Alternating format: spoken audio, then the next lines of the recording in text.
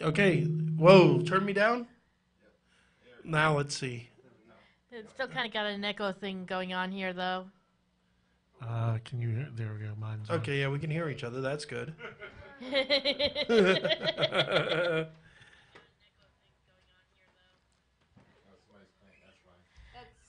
Okay, so... Oh, right, that's... Hold on. I remember to mute one, and I didn't remember to mute the other. Ah. Are we on YouTube as well? Yes, you are, my friend. Our channel? Yes, you put you on your channel, yep. Okay. Oh, there it is. All right. What the heck?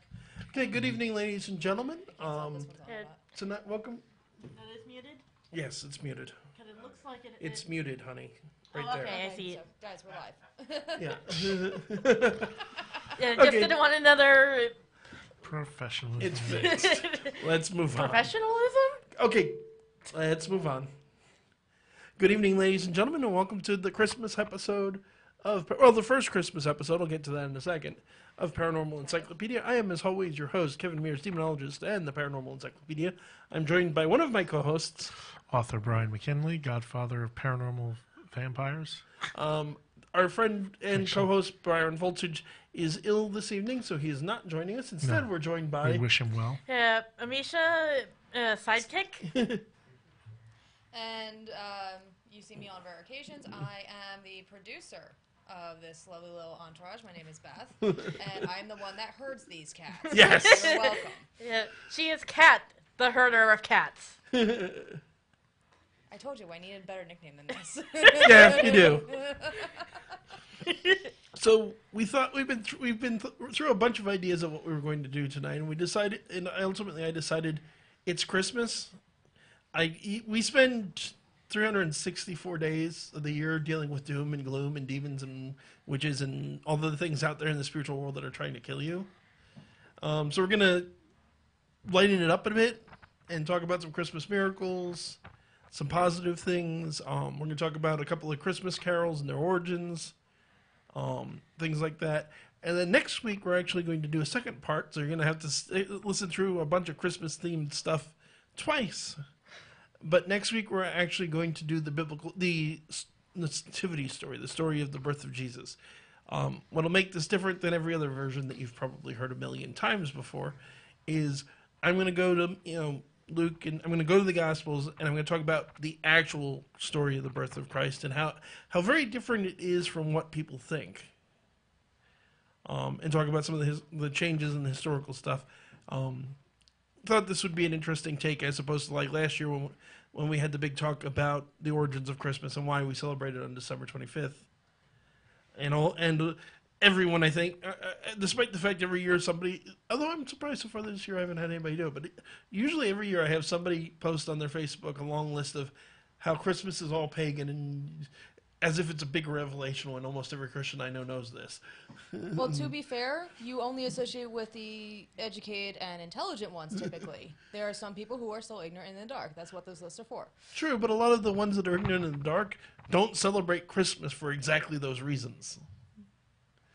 I just had a tiff with a Jehovah's Witness earlier today. They do not celebrate Christmas at all. Yeah, I don't think they celebrate any holiday. They don't do any kind of celebration because they're just... They have they have one holy... They are a cult, but they do have one holy day, which is the Feast of Christ. Basically, it's Christ's death. And it's a day of great solemnity, not a day of great joy. Can I just take a moment there to say, you know how in Dogma by Kevin Smith... Absolutely adore that movie. Where it's, your people don't celebrate your faith, you mourn it. Yeah. Jehovah's Witnesses clearly take it one step further, folks. In order to avoid them like the plague.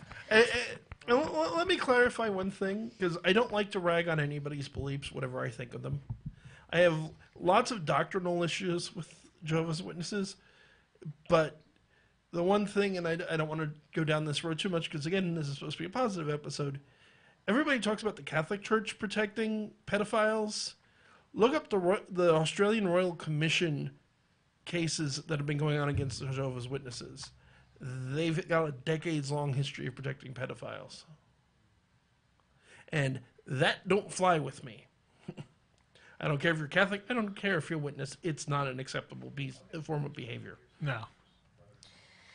I think we can all agree with Yeah. that. But so on to something more positive. Positive in this is going to be Kevin's Christmas rant, and I think this may even be a yearly tradition. Which is to all of my fellow Christians out there, because you're the only ones who do this, who are upset about the whole happy holidays. Get over yourselves. There are, between November and January, 14 separate religious festivals. Minimum. Yeah. That's the only list I found. I'm quite certain there are more. Actually, the last update where it's like the reason we say happy holidays nowadays isn't just to, not separate from like people who are Jewish or anything like that. It's because there are some in the winter months. There's over 28 or more different celebrations that are going from various regions. Even in Japan, even if it's not fully Christmas, there's always been around that time of year a Shinto tradition for a cake because it's about the time of renewal. Yeah, because the end of it's the beginning of winter is the shortest. Winter solstice, shortest night of the year.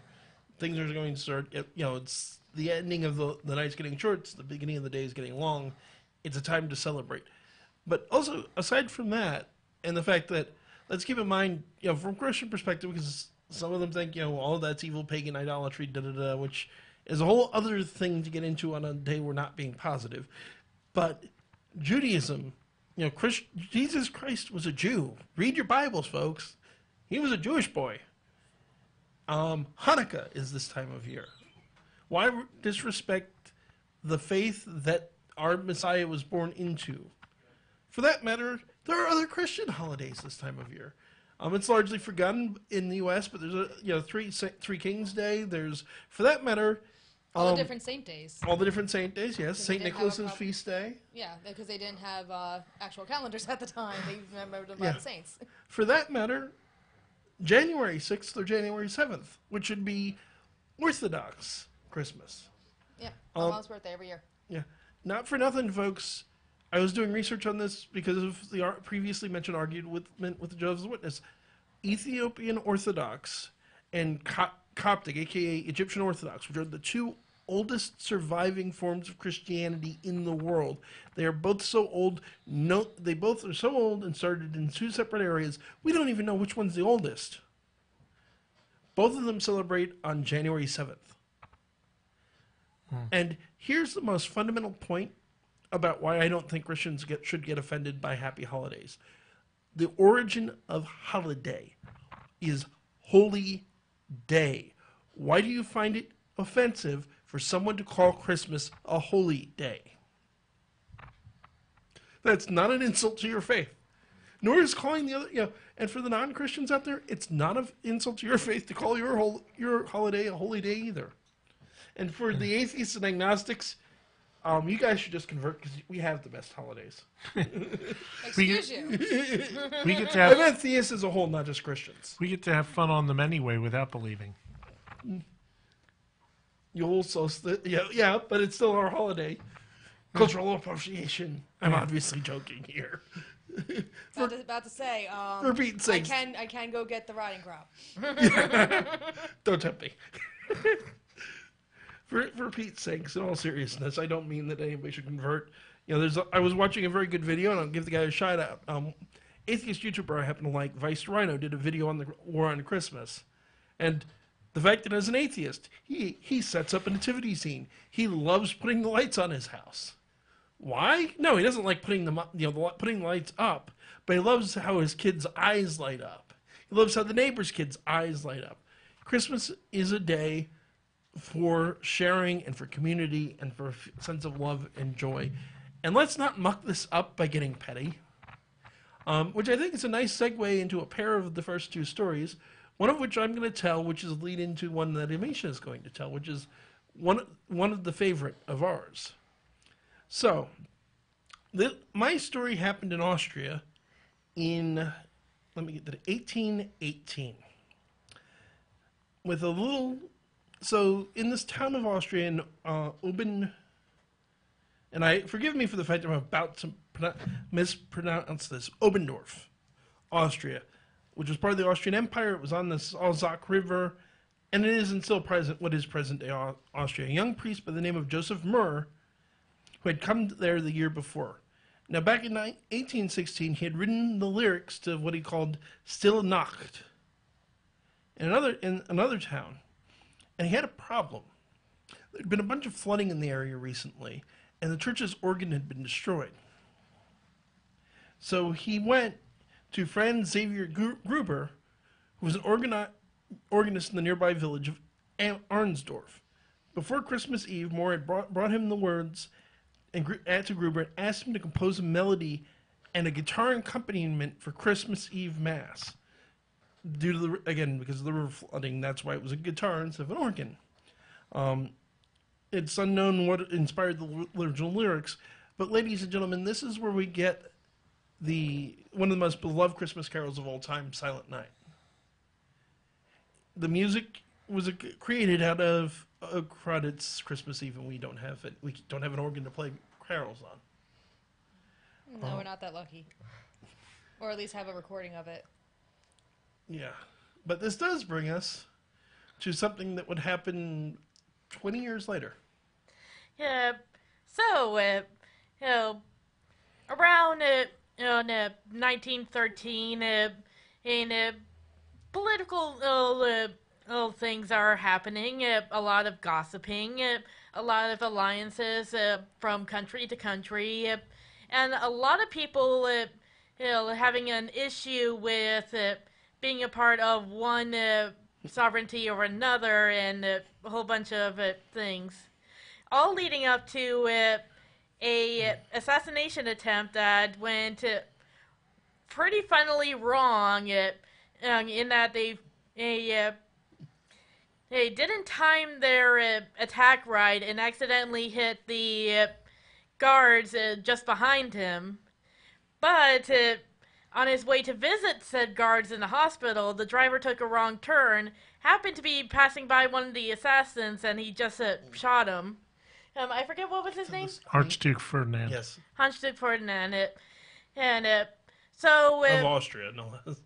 So Austria is kind of upset about this. Yes, they blame it. I believe it was Syria. Yeah.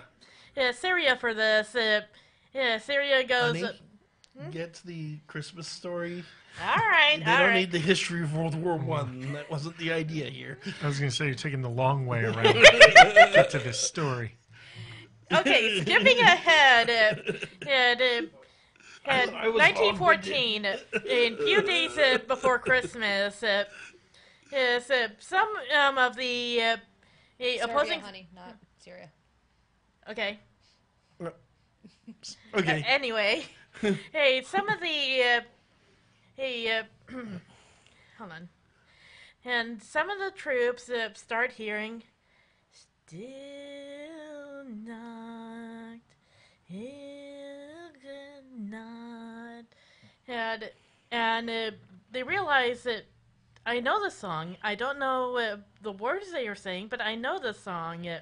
And they started going along with it. Some playing whatever instruments they had, like harmonicas or anything, or just singing. And this led to what was known as the Christmas Truce, which is kind of a misnomer because there wasn't one singular truce. So this happened several places across the border, or individually. And this inspired my favorite Christmas movie of all time, Joyous Noel, about the depending on which one you're looking at, days or up to a month. Where the French, British, Scottish, and German soldiers... And Belgian. And all stopped fighting. And it was initially to trade prisoners, it was bury the dead, and all sorts of other stuff. But they realized, we can't start fighting again on Christmas. It's Christmas. So they started exchanging stories, exchanging pictures, playing football, Christmas gifts. they were doing all these things, and all of a sudden they realized, no, I was just playing football with that guy. He told me the story about his mother. I can't go back to trying to kill him. Yeah, because the thing is, the reason why they call it the Truce was it was essentially an unofficial ceasefire overall after the initial prisoner trading and whatnot, because typically wars did not go into frickin' winter. Yeah. Rules of war were you fight in summer, you rest in winter. Thank you, Merlin. Yes, I went there. And so because of this, the way that it just dragged on, and the thing is they just got comfortable not actually fearing for their lives every day. Yeah. They didn't have to stay in the trenches covered in lace and everything. They could actually go and walk about. And trench warfare was horrible. Yeah. Oh, yeah. And it was that entire thing was a hot mess in and of itself. Yeah. And they actually reference it in Blackadder one time when it's like, do you remember? Because they're reminiscing. It's in the last episode. Mm-hmm. And they're talking about they thought the war was finally over because it was the longest time they had gone before or since without firing a single shot, anybody dying on either side, and it was right before the big push. And even though Blackadder is alternative history, They still... it was still, you could feel the emotion there, especially when they come over the top and the way they're reminiscing about and how they actually miss those days when things were relatively normal, even in a surreal as hell instance like that. And as logical as the reasons for it are, keep in mind, folks, they tried to repeat this truce in 1915 and in the following years of the war. They couldn't do it. No, there was a soft no from the higher-ups in 1915, and then a hard no in 1916. They stopped the war to end all wars for an upwards of a month in parts of Europe because people didn't want to kill each other anymore. And it was basically independently done. Yeah. Yeah, just by the soldiers. There was some degree of agreement as I understand it, there was a degree of agreement among the brass for a brief truce for Christmas Eve, just by virtue of it was Christmas Eve. But that would have been, okay, in the morning you go back to shooting each other. Not for as long as it went on, not for the soccer games that went on, not for the gifts that went on. There's the story of the one German soldier who collected buttons, and the English soldier took a pair of scissors, and because the German soldier didn't have them yet, cut them off his uniform and handed them to him. Giving each other tobacco, giving each other food from the various mail order Because you don't want things that were get sent. camaraderie about enemies. And the thing is, if that was allowed to continue, or at least if Yeah. they continued that tradition, I honestly think that some of the casualties could have been severely reduced. Yeah. Because the thing is, if you go into a warfare situation, cutting off all of humanity, and dorky as it is of me to say it, so they kind of point this out in Gundam Wing and even in Star Trek, that if you just essentially mechanicalize everything and take all humanity out of it, it becomes pointless and just unnecessary destruction. If there's not something that you Which, feel is safe. unfortunately, some of their strategies were kind of that. The absolute horrible way some of the strategies were done, and I've been told that British strategy was mostly just keep throwing lines and lines of soldiers at it. Yeah, Zap Brown. And basically, and forgetting that they have machine guns. Well, no, the machine guns actually had a habit of overheating and jamming on a lot of things. The Russian version actually had a way that you could actually cool it down. And they used whatever was on hand, literally whatever was on hand to do so, as far as liquids were concerned. But theirs was actually able to cool down, but they still couldn't get past the jamming problem when it got developed later. Yeah, which, just to backtrack a little bit here, there is a reason why I was going a little bit into the history of what caused the war, because it's the fact that this happened on many different and individual fronts, and so you got to wonder, how was it that easy? Basically, nobody was that invested in the war. It was all political superpowers. There's moving people around. And outdated alliances Yeah. that never got redrawn, which is the problem. especially with Overgrown all- empires that needed... So the people this had... is the end of the Austrian-Hungarian Empire. This is the end of the Ottoman Empire. Bing, bing, bing, bing, bing, Yeah. bing, bing, Yeah. bing. Everybody gets activated at once, so Yeah. to speak. Yeah. And basically, there was no investment from the soldiers themselves to keep fighting the war. Trench warfare, aside from being incredibly hard to do, sending lines and lines of people, to gain centimeters. Well, even back then, because World War I was when tanks were introduced. Yeah. They only used tanks to go across. Oh boy. What? Oh Lord! I disappeared That would be for Chris. 1 week. Yeah, no, that's why I'm like, oh crap. Oh, I knew that voice. Hi, I thought you were sick. I still am, in case you haven't heard from the voice. It's a little gravelier than usual. Yeah, just a But bit. then again, with you, we weren't sure if that was your voice or just theatrics.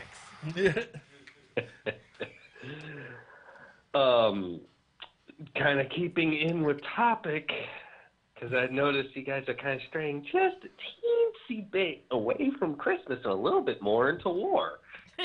Well, they're getting into politics, which I want to put a cap on right now. Good, because I'm here. Pardon. Well, let's kind of cite a number of little bits of history, in particular during warfare, whenever Christmas was expressed, not necessarily within politics themselves, but generally the nature of individuals. A couple of things I would love to offer some slight correction on, if I may. Aside from the fact that we messed up the country. Yes, Serbia, not Syria. About a good 4,000 miles south. Yeah. You gotta admit, it's like mostly one letter off. It's still a very different Yeah. country. It is a very That's different like country, confusing but Iraq it's and like Iran. trying to remember name. Yeah. Although I will say, there's still the in terms of Christmas warfare, there's still one of my favorite stories of war on Christmas, which is the original American beer run. Oh, We'll get yeah. to that in a second. Let Yes. Chris and But Susan Chris, talk go about ahead. the voice. I was going to tell that one, but Um, if you have something to add, please. Well, that is definitely a good one. I'm suddenly reminded of how, yes, Christmas spirit was certainly embraced during the holidays of World War One, at least in the early parts, and we hear that wonderful story of the ceasefire. But then I'm reminded also of another point in history where it was exploited. Tet. Does anybody remember that? I mean, Not Vietnam. Yes, during Vietnam. I'm not as good with Vietnam history. Yeah, and the only reason I really know the story is, again, it's my favorite Christmas movie is And I'll point Joyous out, Noel. we are trying to side on the positive side tonight, so let's not get too depressing.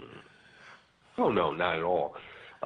It's more to the tune of it all depends upon the nature of individuals at any given point in time, regardless of what region they are from, intent that they have. It is always within the spirit of every single holiday, in which case everyone will choose to either embrace, rebuke, or exploit. You notice I get philosophical when I'm sick? Yeah, you're often philosophical, though. About to say. Yeah. Yeah, philosophical is like your default nature. Default nature is philosophical. Good. Glad to hear that. I think that, in all honesty, whenever it comes to expression of the holidays throughout the world, the one thing that it will always be universal is the strength of the human spirit, the human condition, and the human intent. World War I was a fine example. Unfortunately, it did not really repeat to other wars. Yeah. And Yeah. I remember some expressions of the holiday spirit when I was in the sandbox. And I'm sure any of our other listeners, same bit. But I could certainly state that it will always endure. Yeah, but no, I was actually trying to say it kind of had a perfect soup for Right happening. place, right time, right point in history. Yeah, because as I said, none of the soldiers were invested in the war. Here, it was all this political stuff. They didn't really care, so it was much easier for them to talk to people and express themselves and share stories.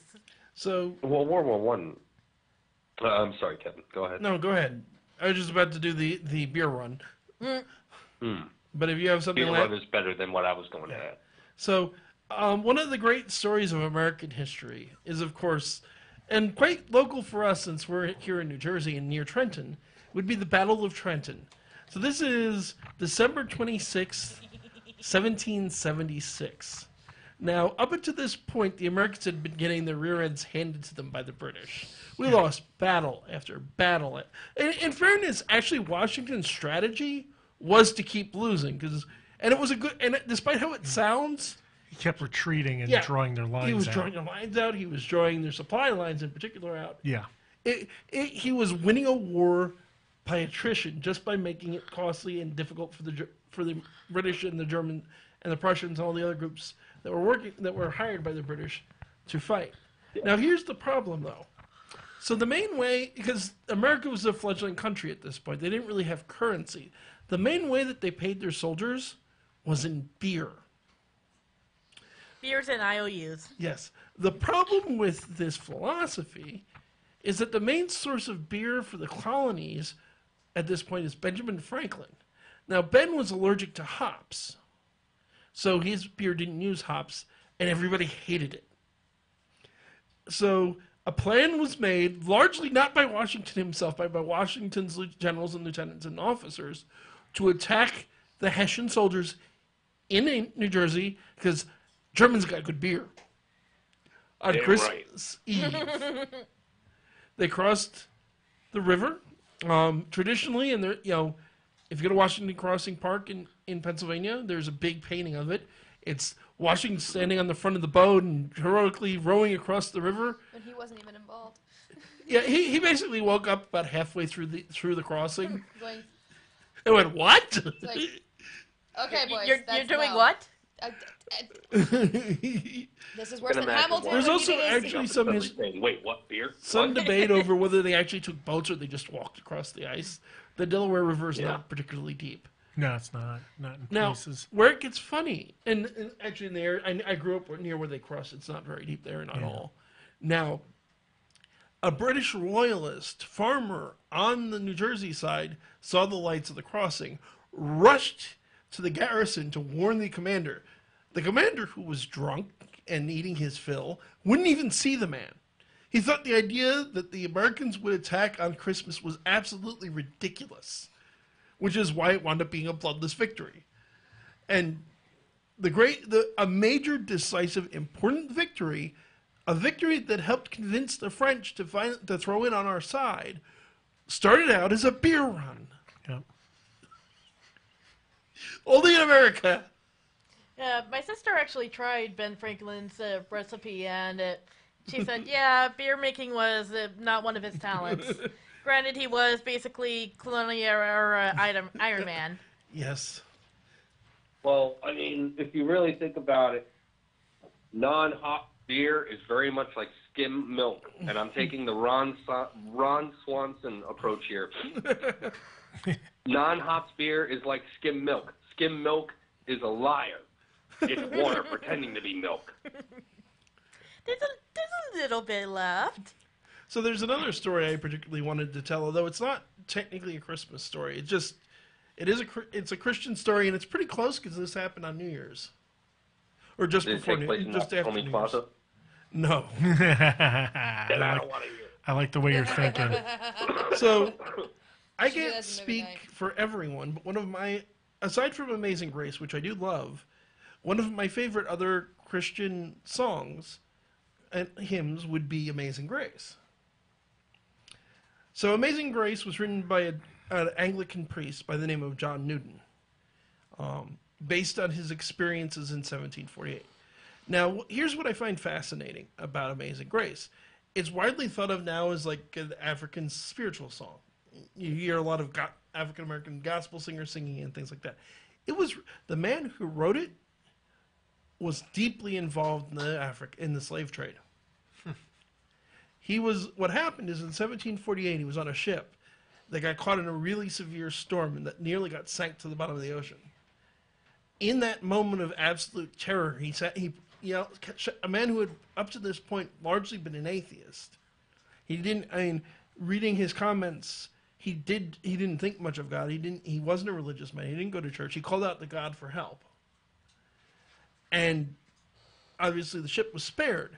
From that moment, he swore off of gambling. He swore off of drinking. He swore off of profanity. He would continue. What do you do? My wife naked? And then he was ordained in 1754, and he began to start writing hymns with the poet William Cowper, and including Amazing Grace, which was written for a sermon on New Year's Day, 1773.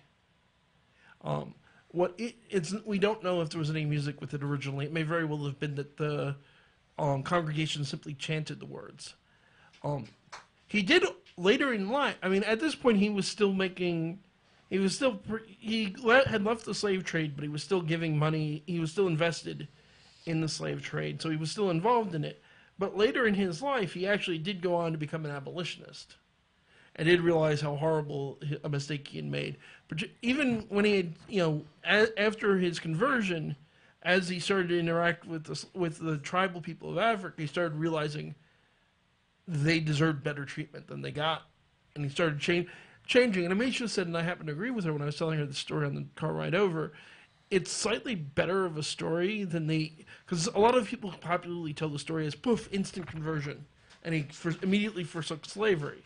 But it's a little more believable of this reality that's a slow dawning realization of how horrible and misspent his life was. Well, not just believable, but also relatable. Yeah. It's much easier for somebody to make a grand change over time than be like, boop, never again, never again. Well, to be fair, I can understand why people would tell the story as an instant switch, especially because who would mostly they be telling this story to? Kids. Yes. Kids are used to, especially with the main storyline that we give them, because they like that instant gratification in their stories, and they don't appreciate the slow burn until they're about teenage or so. You're absolutely right, Beth. I agree 100%. It's a better story for kids, and that's who they would have been telling the story to for any of that sort of history. Okay, there's more to get into, but before we do that, because we forgot at the beginning of the show, we should talk about Audible. Yes. And I do want to give out the number in case anybody wants to call in and share Christmas experiences or anything else, for that matter. Call. Aside from Chris, who, of course, is still here. And is welcome to stay as long as his voice holds out. So, folks, if you're like the rest of us, and I think most of our listeners in general, you like to read. But a common problem for many people, myself included, is time. You've got to work, you got to drive places, you got all these things going on, especially right now because it's the holidays. Audiobooks are a good solution to that problem of, well, how do I read when I don't have the time to sit down and flip through a book? Listen to you can get Audible, which is the program we're talking about, on your phone. Listen to it on the way to work. Listen on the way home. Listen to it in those minutes of the day where you can't sit and read a book, but you can listen to something instead of the radio. Audible has hundreds of thousands of titles, fiction, nonfiction. You've got some of our previous guests are on there. For example, Carrie Vaughn, the author of the Kitty Norville books who we just had on. All of the Kitty Norville books are on there. All of Dacre Stoker's 2 books, both Dracula and Dracula the Undead, the sequel and the prequel to Dracula, are on there. And Dracula, probably. Dracula's certainly on there. It's always on there. It's on everything. It's as a freebie. Yeah. All of Brian's books are on there. Yeah. There are nonfiction books, and I'll save Baron the trouble, given he's having a voice problem. Even Anne Rice's books are on there. Yeah. That's your Christmas present from Kevin, apparently. Yeah. Merry Christmas, Baron. I did it for you. Yeah, some of the other books are on there. Personally, I would recommend anything by S.J. Scott. Some of Kevin Smith's books are on there, narrated by him, and he'll do commentary. There's a lot of great books. It's an experience to listen to a book read by its actual author. And if you're somebody who has issues with being able to transfer from one to the other, that's perfectly fine. I'm sure Audible's going to have a way soon to, if you're in the middle of reading a book, have a version of it in Audible so that you can just jump between. That makes some sense. Yeah, Hopefully they are. I would hope so because that's the only way I would be able to do it. Yeah. Yeah, you can jump around with chapters, but if you're looking for a specific page, I think they're not quite there yet. But even being able to just go chapter by chapter does make it easier to switch back between the two. This way you can just pick back up, and that's perfectly Yeah. fine. But once that's a little more fine-tuned and Yeah. synced to where you're at, then Yeah. we'll talk. Yeah. But at any rate, Right, go to the that's- link in the description. That's audibletrial.com/paranormale, audibletrial.com/paranormale. You get a free month's membership and a free audiobook. If you cancel the membership, do it 29 days. On the 30th day cancel, you don't have to pay. You get to keep the audiobook. Or you can, keep going, and they'll appreciate that. We'll appreciate that. They've got a lot of good plans, a lot of books. It's a great option. Also, if anyone would like to call in to share a Christmas story, or for that matter, again, just because we're doing a topic on the show doesn't mean you have to call in about the topic. If you got some burning thing you need to ask or want to ask, go ahead. 609-807-2492. 609-807-2492. That's the number. You can call in. Even with Baron on the phone, we can handle multiple callers. I think our current record is 3. I think that's what we had. No, I think we had 4, Yeah, I think you're right. Did we? Okay. something like that. You want to talk about burning Christmas stories? Burning Christmas stories? Yeah, that said burning sounds like Christmas a stories. terrible segue. Did I It sounds like an awesome joke story. Tell us. Tell us. The first time I was electrocuted. Oh, on Christmas? Oh, God. That's when it It happened? was setting up a Christmas tree. Oh, good Lord, man. God's above, dude. Yeah. We learned the smell of ozone, putting together the Christmas lights, and realized that those lovely little brown connectors that you usually put onto an outlet to plug multiple plugs in, they do age, and they don't age well. No, they don't. Yeah. So my hand accidentally touched one of the prongs for said plug while it was going into the said outlet. And our tree got knocked over Oh, because God. I flew backward at age 9. The hell, dude? Wow. Okay, Baron's not allowed to play with electricity. New rule for the studio. No, he's just not allowed to play with the plugs. He can play with whatever else he wants, as long as there's no liquids around it. Now you know why I'm afraid of exposed wiring Fair enough. I would be. and electrical. Oh, the funny thing is that the next year is when I realized that the sockets and electric lights, old ones, still have a charge to them, even if there's no light bulb in it. The silence. speaks for Simultaneous itself. face palm by Beth and I. I'm face palming over here. I am Picard palming at you, sir. I am Picard palming, I am Spock palming, Riker palming, and you know what? It's even happened on occasion. I am Kirk palming at you, sir. So, You're welcome. Merry Christmas. You guys get to roast me. It sounds like that already Chris happened. Nuts, When I come that back roasting next on an week, open your fire. asses are all mine. That just sounds like bad fireplay, but that's just me. Yeah, I was kind of going in that deliberately in that direction. I think I broke Beth. We got her to it. snort. Frame. So, Ah, it wouldn't be a proper Christmas episode without talking a little bit about the man himself, the reason for the season. Jesus, I'm kidding, Santa Claus. I totally mean Santa Claus. Specifically, I thought I talked Sandy Claus. Kidnap the Sandy Claus. a little bit about. Well, what have you? Yes, please. Oh, I'm really scared. Now, if only your voice wasn't damaged. Yeah, He sounded pretty good. Oh, I can sing that perfectly. but Oh, I'm sure. but before we get into anything copyrighted, So long as it's under 10 seconds, we're good. Brandon, I mean, we're okay with her singing Silent Night because that's way too old to be copyrighted. Well, yeah, that's Public domain. thank you. Yep. Disney will find a way. But I was going to say, specifically, I mean the story, a little bit of the story of Saint Nicholas of Myra, who is a really interesting character, aside from being one of several inspirations for Santa Claus. Yes, there was a real Saint Nicholas. He was in Turkey. strangely enough. There are All two that coffee made his cheeks all rosy. stories of the man I find absolutely fascinating. One is probably apocryphal. Actually, they're both realistically probably apocryphal.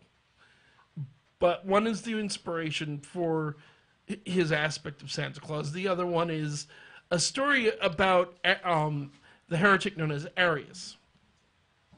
So when when all of the bishops were brought together for the Council of Nicaea, the one that codified the Bible and started to codify Christian thought,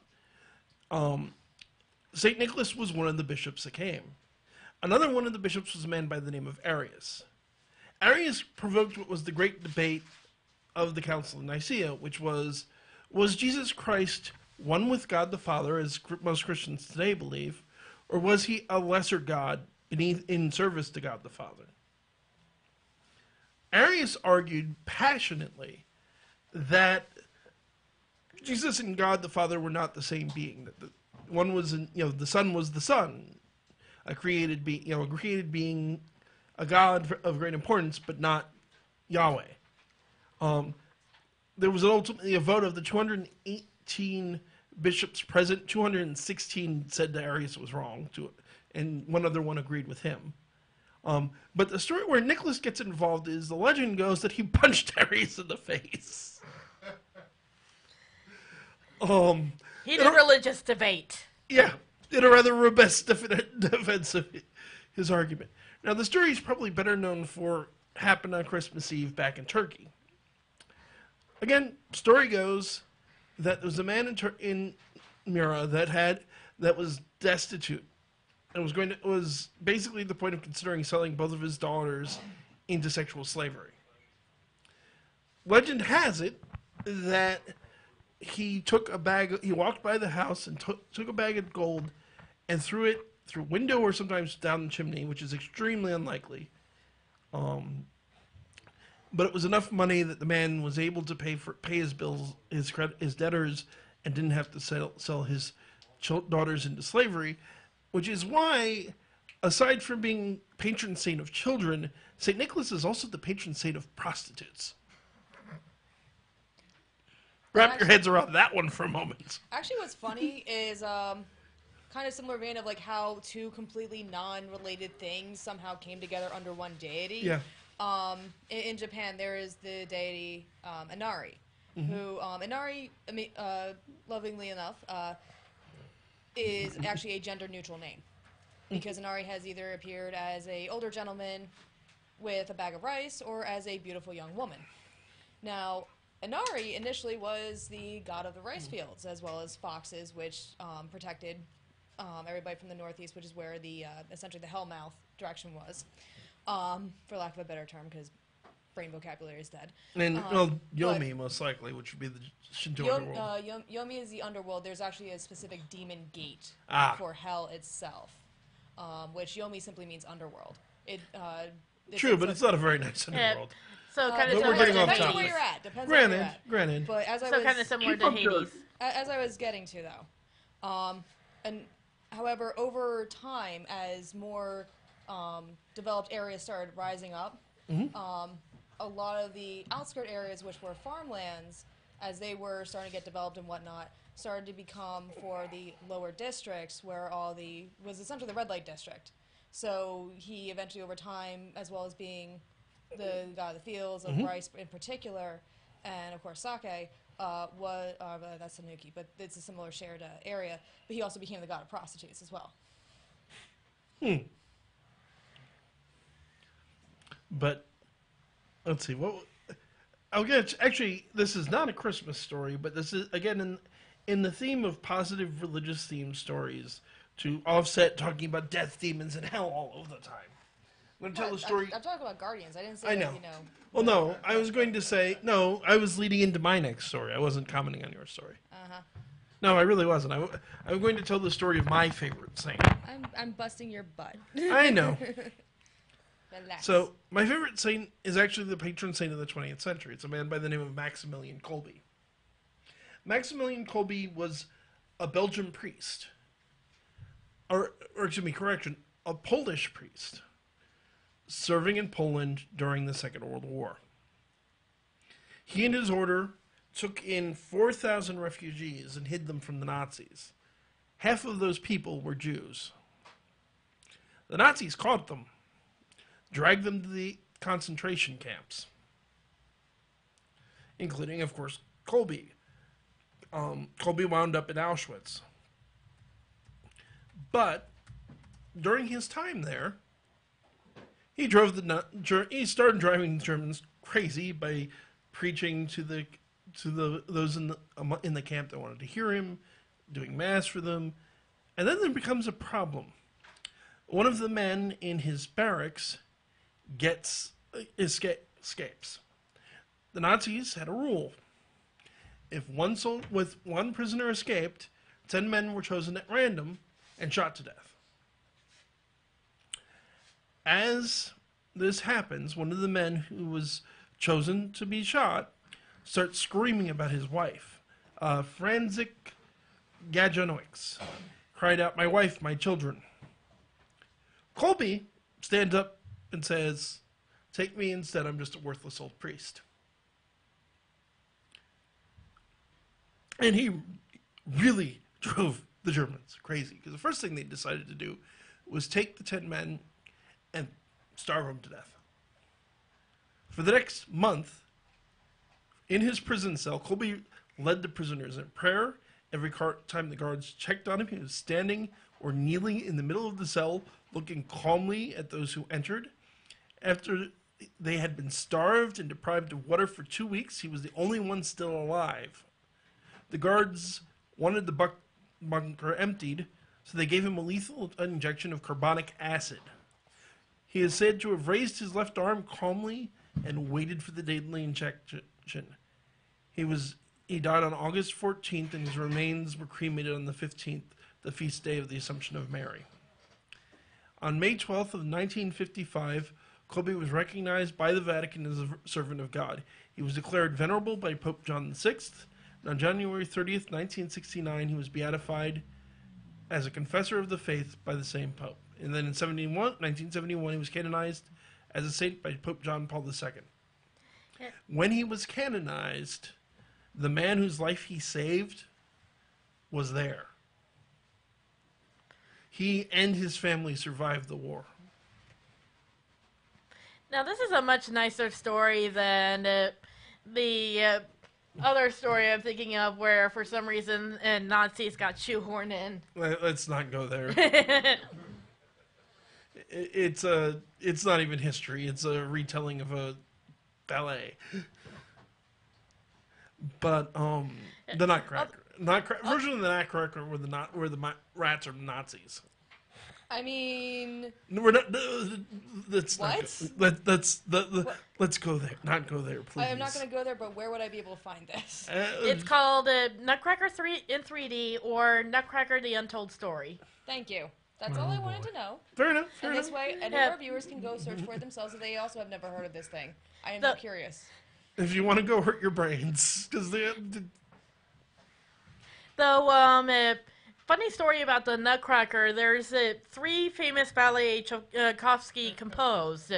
There is the Nutcracker, there's Swan Lake, and Sleeping Beauty. Hey, You're Swan... forgetting the fourth. You're forgetting the fourth. Yeah, well, these 3 I always point to because there's a particular hilarity with each of them. The hilarity with Swan Lake is that when it first came out, it was absolutely hated. For a very good reason, if anybody's read the book. Yeah, people were saying it was going to be its first and last showing ever, and it's by far the most famous ballet in the that's well known. It's one of Tchaikovsky's most famous pieces as well. Yes. yeah. Second would be Sleeping Beauty, which was a passion project of his, and surprisingly kind of a little obscure. The music is best known for the one that Disney produced, because they used his compositions and added lyrics to it. The third one, and which is where this relates, is Nutcracker. Nutcracker was written for a paycheck. He absolutely detested writing the Nutcracker, and yet it is by far his most popular piece. Happens a lot. Well, especially when it's something that's supposed to be geared, to a particular audience. Clearly, Nutcracker was not meant for adults by any stretch. Nope. Well, it's kind of interesting because Was the fourth one you're missing the Toy Soldier? No, I was thinking Fantasia, a.k.a. Nutcracker 2 Electric Boogaloo, but go on. yeah, but I was going to say, although what's funny is how some of the music in Sleeping Beauty was repurposed. That ominous, sweet music that led Aurora up to the spinning wheel. That's a comedy cat ballet. That's a cat dancing around to that music. There are two more stories I want to tell since we're running out of time. One is, it's both quite recent. The first one's a story from 2008. I got getting these stories from top10s.net. Their list of 10 Christmas miracles. So the first one happened to a kid, Marco Dutschak, in Austria. He had a cyst along his back that basically crushed his spine. Doctors said, never going to walk again. Week or so before Christmas, he decided to get out of bed and go for a walk. And to give you an idea of how bizarre that is, no, it's not something anybody else has done before. Or since. Should have ruined his spine and got up and walked. Did he continue walking or just the one time? Doesn't say. Oh. The other one I find quite interesting, woman happened in Colorado, 2009. It's a woman by the name of Tracy Hermanstorfer. She's admitted to the hospital pregnant. Things go south fast. She becomes unresponsive, quickly stops breathing. Doctors can't revive her. They try to save the baby. Baby arrives stillborn. Here's where it gets crazy. They managed to revive the baby, which is impressive enough, given the baby was born stillborn, brought them back to life. And then, not long after the baby got revived, Tracy started breathing again. She went 4 minutes without brain activity or breathing. How were her Or vitals blood afterwards? pressure. Full recovery. Okay, that is actually very impressive considering it's Yeah, that's 4 legitimate. minutes to when brain damage actually starts. Yeah. To begin with, though, as you were telling this, up until you got to the part of Tracy survived, I'm sitting there, as he's saying this story, I'm sitting there going, this reminds me of the very terrible apocalyptic movie known as The Seventh Sign. Oh, that movie. Yeah, no, I was like, what the hell am I watching? This is 10 kinds of retarded. No. With Demi Moore as the woman in question, no less. Well, no. Yeah, that was the part another that was- thing I can make Kevin cringe at. But we're starting to... Sadly, folks, we are starting to wrap up. We need to plug our other sponsor. Oh, you want paper? Yes. Would you like me to read it? Sure. Can you do it from memory? Since we... we got it, Gene. Don't worry I about it. certainly do. Go for it. Excellent. I got it. We're good. Don't worry about it. We're gonna Take let it away, we're gonna Baron. Let the Baron do it.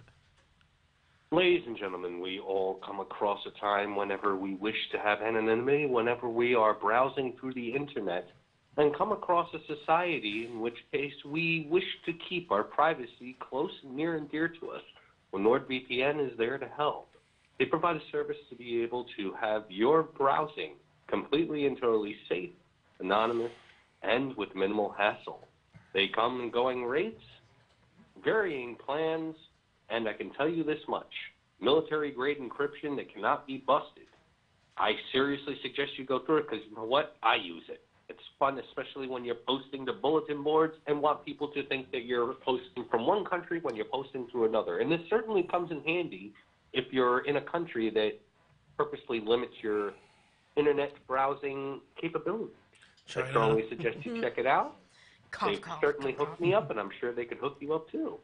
Try it out now at nordvpn.com. Or the link in the description if you want to help us out. Yes. Exactly.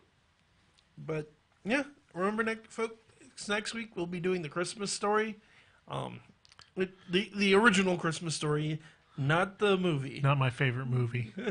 I was about to say. My favorite. Is it your favorite? My favorite Christmas movie. Yeah. Yep. A Christmas. See, Story. my brother will sit and just watch it over and over and over again. Yeah, Christmas- That one day a year. It's a tradition. I have two favorite Christmas movies. One is Care Bears Nutcracker. Fight me, everybody. Round one. Fight. The other was actually something that we've had for years and years, back on VHS. And I'm not even going to explain how old it makes me feel to actually have to specify that. It was the Precious Moments Christmas episode, where it was about an hour or so long, and you're following this angel Timmy as he has to bring the halo to the Savior, who was just being born, and his adventures trying to get to the end. And it's very, very I'm gonna have to touching. check that out. It sounds cute. It is adorable. It's very endearing, and it's not really overly. It's you're following an angel around doing a job, and he is tiny and cute. And if I remember correctly, he's kind of like Linus. He has his own little like special blanket, and he lost what he was supposed to give him, so he gives him his blanket instead. Aww. Reminds me of a favorite Christmas book of mine, which is very short. I picked it up in Barnes and Noble one year just before Christmas, just after Christmas actually. We were doing shopping for a white elephant party, and neither of us had got any gifts we wanted to give away, so we went and bought things. But it's a book called Cosmic Christmas, and it's a retelling of the Christmas story from the perspective of the Archangel Gabriel. And the battle to bring the basically Gabriel being given the job of bringing the Savior to Mary, and Satan and his armies trying to stop him. Yeah. Backtracking a little bit, I was going to say, Christmas Story is one of those movies where I get why it's good, I get why people like it. For some reason, I can only get into a few scenes, but otherwise Shoot your eye out. which is one of the scenes I can get into. With his mom and the teacher, and they're in weird. I That's will my say favorite one. I enjoy A Christmas Story. My two favorites, to go very cheesy, yes, I'm a fan of It's a Wonderful Life. Eh. Yeah. I And can appreciate that. ever since that's when I was a teenager, but ever since I was a little kid, my favorite Christmas movie is Rudolph the Red-Nosed Reindeer. Bumbles bounce. Yukon Cornelius I have just two favorite bugged Christmas me as a movies kid. of mine that I watch Yeah, at least I was once gonna every say Christmas. What's yours? Oh, wait, I know what yours is. Although somebody Die pointed, Hard Yep. and Lethal Weapon. Yeah. We've been over this. Hey, another great... Gremlins! Yeah, Gremlins. Gremlins is a great Christmas movie. Another great Christmas movie that's also a Halloween movie. Although- Nightmare Before Christmas. yes, though I was going to say, I just remembered a quote somebody said about Christmas Story, and it's kind of true when you stop and think about it, that America has this great fascination with absolutely destroying a Christmas Story. Damn right. Yeah, we kind Yeah. of do. I mean, just look up at the live show at some point. Oh, Jesus Christ. And the sequel, which was Oh, And the terrible. sequel. I don't want to even think about those. Nope. Not don't even on speak bad of that. movie night. Yeah. There's not enough booze you can play me. And if I understand correctly, the live show is based off the fact that it went to Broadway. And there's also the one holiday thing that we will not speak of. Do not say its name. The shirt that I'm wearing is the only... Christmas. What? Yeah, no. Wookiee Christmas. Yes. Ewok Christmas. Ewok Christmas would be better than Star Wars Holiday Special. Yeah. Ladies Life and gentlemen, Day. if you haven't seen it, Happy Life Happy Day. Life Day. save the brain cells. Do not watch the Star Wars Holiday Special. I think This they is the man need who actively to. hates It is Ewoks, by the actually way, a rite everybody. of passage. I don't hate Ewoks. That movie is hilarious. I find it more hilarious It's to think painful, agonizing. how obvious it is that Carrie Yeah, Fisher is I know. just high as a kite. That's what's hilarious. We need to wrap things up. Oh. Remember to tune in next week. Again, Christmas Story. Ladies and gentlemen, all joking aside and fun and games aside, from all of us here at Paranormal Encyclopedia and at Hamilton Radio, I do want to say Merry Christmas, Happy belated Hanukkah since it's now over, Joyous Kwanzaa, Happy Yule. Happy Yule, Happy Solstice, And same. Merry Festivus for the rest of you heathens. Yep. Happy New Year if you don't celebrate it. And for anyone that feels left out, happy holidays. Happy holidays. Happy holidays, everyone. This is Kevin Mears, the Paranormal Encyclopedia, saying have a good night. God bless. Happy holidays. I don't really have a sign off because it's been. So say good night. Say something. Say goodnight, Anisha. Good night, Amisha. Happy Anisha. Brian, keep your fangs sharp. And of course, your lovely producer Beth. Live long and prosper, everybody. And Chris, since you're on the line. And this is Baron Voltage saying, avoid lightning rods, especially near Christmas trees. Very nice. Good night, gang. We'll see you next week. That's what's up.